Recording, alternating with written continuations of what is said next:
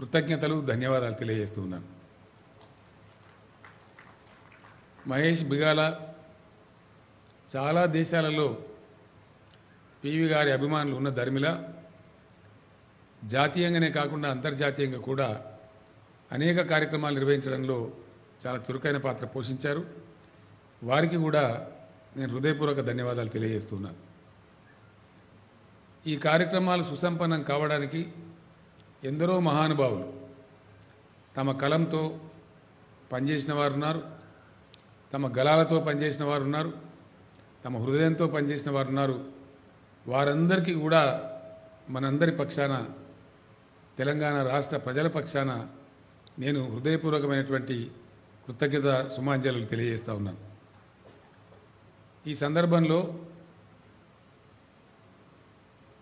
PV గారికి doctor Keshavarao గారు తమ తొలి పలుకులలో చెప్పారు, వారిని ఎంత స్మరించుకున్నా, ఎంత సన్మానించుకున్నా, ఎంత గౌరవించుకున్నా తక్కువే. వారు ఒక కీర్తి శిఖరం, ఒక దీపస్తంభం. 84 సంవత్సరాల పరిపూర్ణ జీవిత కాలంలో పరిపూర్ణమైనటువంటి సంస్కరణశీలిగా వారి చరిత్ర మనకు ఆదర్శంగా ఉంది. ఎక్కడ ఏ పాత్ర పోషణ లభించినా అక్కడ ఒక సంస్కరణ తెచ్చారు. విద్యామంత్రిగా అవకాశం వస్తే నవోదయ పాఠశాలలు, గురుకుల విద్యాలయాలు ఈ దేశంలోనే వారు ఆద్యులు వాటిని ప్రారంభించారు. అక్కడి నుంచి విస్తరించిన విద్యా సుగంధాలు అనేక రూపాలలో మనకి ఈరోజు పరిమళిస్తూ ఉన్నాయి, మనకు కనిపిస్తూ ఉన్నాయి. మన రాష్ట్ర డీజీపీ మహేందర్ రెడ్డి గారు పివి గారిని తరచూ గుర్తు చేస్తూ ఉంటారు.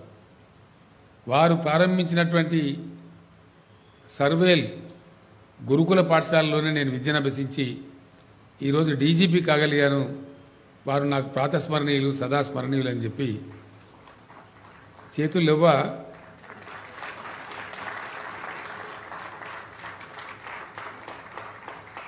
స్మరిస్తూ ఉంటారు.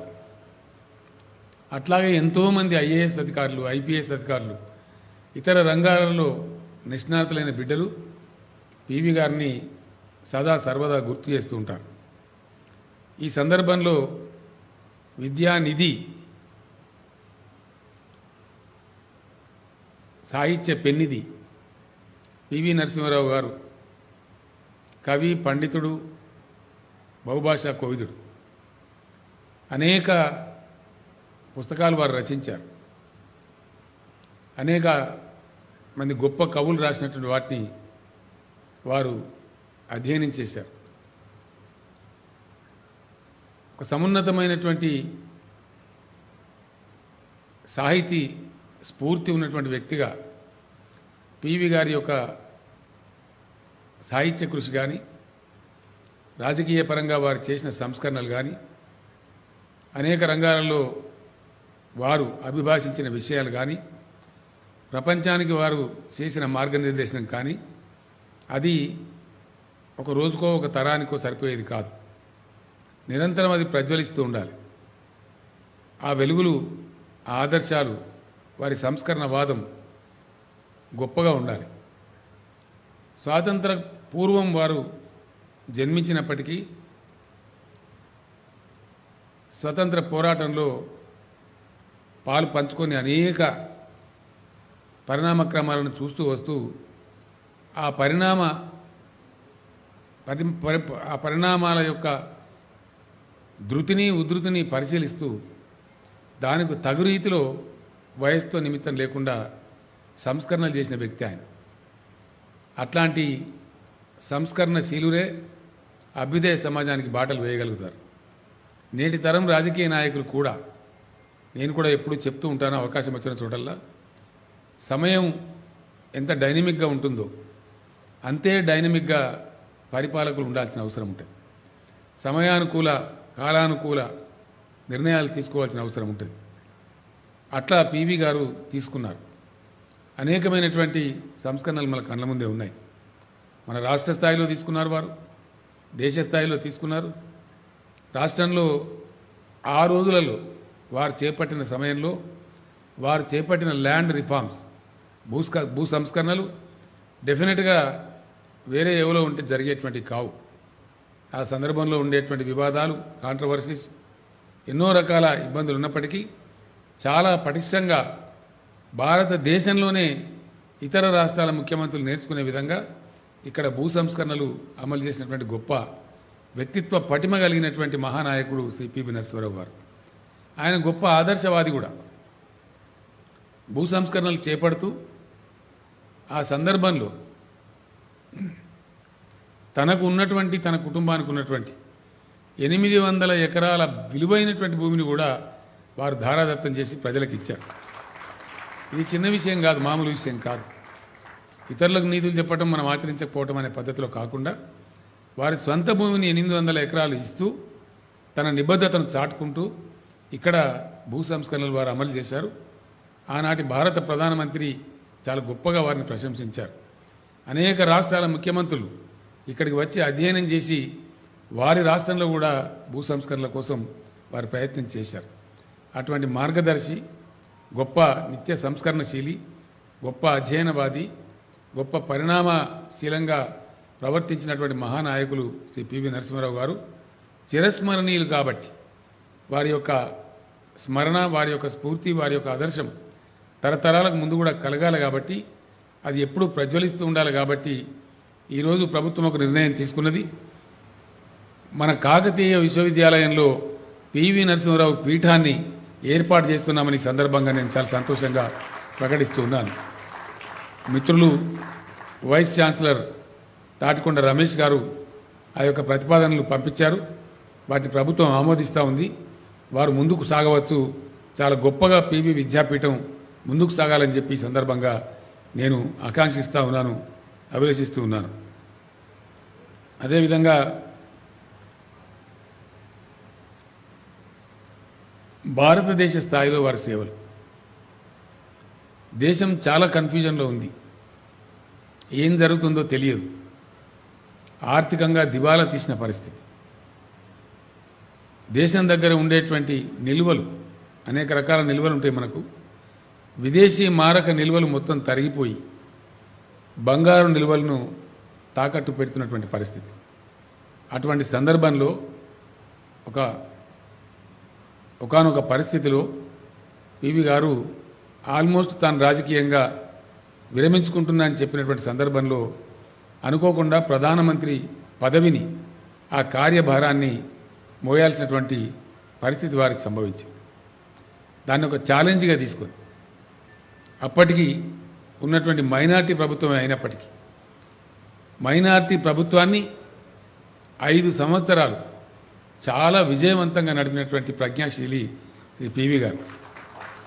ఊరికే నడపటం కాదు, ఆ సందర్భంలో వారు తెచ్చినటువంటి ఆర్థిక సంస్కరణలు ఈరోజు భారతదేశంలో చలామణి అవుతున్నటువంటి డబ్బు కావచ్చు, ఒక ఫ్లోలాగా మన దేశానికి వస్తున్నటువంటి కార్పొరేట్ మల్టీనేషనల్ కంపెనీలు కావచ్చు, అందులో యువతకు విరివిగా లభిస్తున్న ఉపాధి ఉద్యోగ అవకాశాలు కావచ్చు, ఈరోజు రాష్ట్రాల బడ్జెట్లు లక్షల కోట్లకు పెరుగుతున్నటువంటి తీరుతెన్నులు కావచ్చు, వీటన్నిటికీ మూలం పివి గారు తెచ్చినటువంటి ఆర్థిక సంస్కరణలు. ఇందులో రెండవ అభిప్రాయానికి తావు లేదు. డెఫినెట్గా ఆయన సంస్కరణ అభిలాషి కాబట్టి, సంస్కరణశీలి కాబట్టి ఎవరు ఏం చెప్పినా దానికి ఏమాత్రం ఇబ్బంది పడకుండా తన ప్రభుత్వం మైనార్టీ ప్రభుత్వం అయినప్పటికీ కూడా చాలా గొప్పగా ఆ సంస్కరణలు వారు అమలు చేయించారు. ఆ తదనంతర పరిణామాలలో ప్రధానమంత్రి వచ్చినటువంటి మన్మోహన్ సింగ్ గారు పివి గారిని చాలా ప్రశంసించారు. మన్మోహన్ సింగ్ గారి క్యాబినెట్లో నేను కూడా మంత్రిగా పనిచేశాను. అనేక సందర్భాలలో అభిప్రాయాలు షేర్ చేసుకుంటుంటే వారు పివి గారిని ఒక గురువులాగా, ఒక తండ్రిలాగా స్మరించుకునేవారు. నిజంగా ఆ రోజు నేను ఆర్థిక మంత్రిగా ఉండడం నా అదృష్టం. కేసీఆర్ గారు, పివి గారి యొక్క వ్యక్తిత్వ పటిమ, ఆయన నాకు ఇచ్చినటువంటి ఫ్రీడమ్, నేను అనేక ఆర్థిక గొప్ప గొప్ప సంస్థలలో పనిచేసిన కాబట్టి నా యొక్క బుద్ధిశీలతను గుర్తించి నాకు ఆర్థిక మంత్రి పదవి కట్టబెట్టడమే కాదు, నాకు పూర్తి లిబర్టీ ఇచ్చి ఈ దేశానికి మంచి జరుగుతుందని కూడా నువ్వు ముందుకెళ్ళిపో అని చెప్పి నా వెన్ను తట్టి ఆ సంస్కరణలు నాతో చేయించారు. నిజంగా ఈ దేశానికి ఈరోజు అది గొప్ప వరంలాగా ఉంది అని చెప్పి స్వయంగా ప్రధానమంత్రి పాత్రలో ఉన్నటువంటి మన్మోహన్ సింగ్ గారు నాకు చెప్పారు. అంతటి మహనీయుడు మన పివి. అందుకే ఆ సందర్భంలో శత జయంతి ఉత్సవాల ప్రారంభ సభలో నేను చెప్పిన, పివి మన తెలంగాణ టీవీ ఏనాటికైనా కూడా. మరి కేసీఆర్ ఈ మాట అంటున్నాడు, ఇక్కడ ఉండబడే జర్నలిస్టు మిత్రులు, పత్రికారంగ మిత్రులు మీరు కూడా అది ప్రదర్శించాలని చెప్తే నమస్తే తెలంగాణ పత్రిక విశేషమైనటువంటి కృషి చేసింది. ఎవరు కృషి చేసినా వారు ప్రశంసలకు పాత్రులు. ఆ యొక్క పత్రిక పివి గారి యొక్క ప్రజ్ఞను అనేక రకాలుగా, ఎంత గొప్పటి ప్రతిభాశాలి, ఎంత గొప్ప ప్రతిభావంతుడు మన తెలంగాణ ముద్దుబిడ్డ పివి అని చెప్పి ప్రపంచానికి చాటి చెప్పడంలో, తెలియజెప్పడంలో ఆ పత్రిక వారు చాలా కృషి చేశారు. ఈ సందర్భంగా నేను వారికి హృదయపూర్వకమైనటువంటి ధన్యవాదాలు తెలియజేస్తా ఉన్నాను. ఎందుకంటే అందరికీ తెలియదు.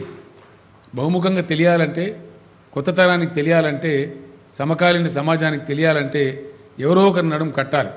ఆ పనిచేసిన నమస్తే తెలంగాణ వారి యొక్క నిరంతర ధారావాహికంగా పివి ప్రజ్ఞా పాఠవాలకు సంబంధించి, పివి గారి రాజకీయ చతురతకు సంబంధించి, పివి గారి సంస్కరణలకు సంబంధించి అనేక వ్యాసాలు, అనేక రైటప్స్ వారు వెలుగులోకి తెచ్చారు. వారికి ధన్యవాదాలు. రైటప్స్ తేవడమే కాదు, ఈరోజు పుస్తకంగా కూడా ఆ మొత్తం వ్యాసాల సంకలనాన్ని పుస్తక రూపంలో వారు వెలింపజేశారు. అందుకోసం నేను వారికి ప్రత్యేకమైన ధన్యవాదాలు తెలియజేస్తా ఉన్నాను. అదేవిధంగా పివి గారు రాసినటువంటి ఆముద్రితంగా ఉన్న పుస్తకాలు కానీ, ఇతరులు పివి గారి గురించి రాసిన పుస్తకాలు కానీ ప్రచురణకు నోచుకోవాలని చెప్పి ఆ రోజు డాక్టర్ కేశవరావు గారు నేను కోరడం జరిగింది. వారు ప్రయత్నంలో కొంత సఫలీకృతరయ్యారు. ఇప్పుడే గౌరవనీయులు మన గవర్నర్ గారు ఒక 8 పుస్తకాలను మన ముందే ఆవిష్కరణ కూడా కావించారు. డాక్టర్ కేశవరావు గారికి ఆ పుస్తకాలు ప్రచురించడంలో, కాఫీ టేబుల్ బుక్ ప్రచురించడంలో కృషి చేసినటువంటి మిత్రులు సంజయ్ బారు గారికి, వారికి సహకరించిన ప్రతి ఒక్కరికి కూడా ఈ సందర్భంగా నేను హృదయపూర్వకమైనటువంటి ధన్యవాదాలు, కృతజ్ఞతలు తెలియజేస్తూ ఉన్నాను. వీటన్నిటిని మించి నాకు ఈరోజు చాలా గర్వంగా, చాలా సంతోషంగా ఉన్న విషయం, చాలా గొప్పగా ఉన్న విషయం, కడుపు నిండిన విషయం. ఇప్పుడే వాణిదేవి గారు ఒక మాట అన్నారు, కడుపు నిండినట్టుగా ఉందండి నాన్నగారి విగ్రహం చూస్తే అని చెప్పి. నిజంగా కూడా తెలంగాణ బిడ్డకి ఎవరికైనా సరే వారి విగ్రహం అక్కడ పివి గారే స్వయంగా నిల్చున్నారా అనే రీతిలో చాలా గొప్పగా అనిపించింది, చాలా సంతోషంగా అనిపించింది. వారి యొక్క విగ్రహం అట్లానే మన గవర్నర్ గారి చేతుల మీదుగా ఆవిష్కరణకు నోచుకోవడం, అదేవిధంగా ఈ యొక్క మార్గాన్ని పివి మార్గ్ అనే పేరుతో, పివి గారి పేరుతో మనం పెట్టుకోవడం కూడా నాకు చాలా సంతోషంగా ఉందని నేను మనవి చేస్తూ ఉన్నాను. అట్లాగే భవిష్యత్తులో కూడా అనేక కార్యక్రమాలకు, ప్రభుత్వం చేపట్టే అనేక పథకాలకు పివి గారి పేరు కూడా పెట్టుకుంటామని కూడా ఈ సందర్భంగా నేను మీ అందరికీ మనవి చేస్తూ ఉన్నాను.